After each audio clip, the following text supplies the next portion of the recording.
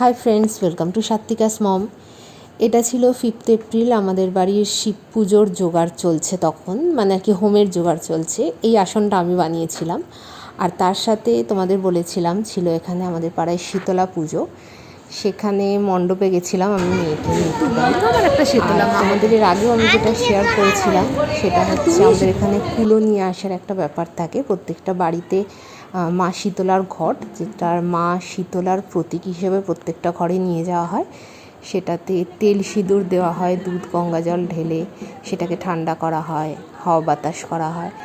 আচ্ছা, আর এই ভিডিওটা হচ্ছে ভীষণ স্পেশাল, কারণ এই ভিডিওটা আমার মেয়ে করেছে। ফোনে ভিডিও অন করে আমি মেয়ের হাতে ধরিয়ে দিয়েছিলাম।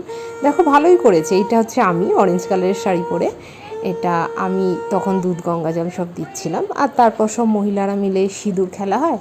তারপর আবার সেই কুলো চলে যায় অন্য বাড়িতে, তারপর লাস্টে কুলো ফিরে যায় মন্দিরে।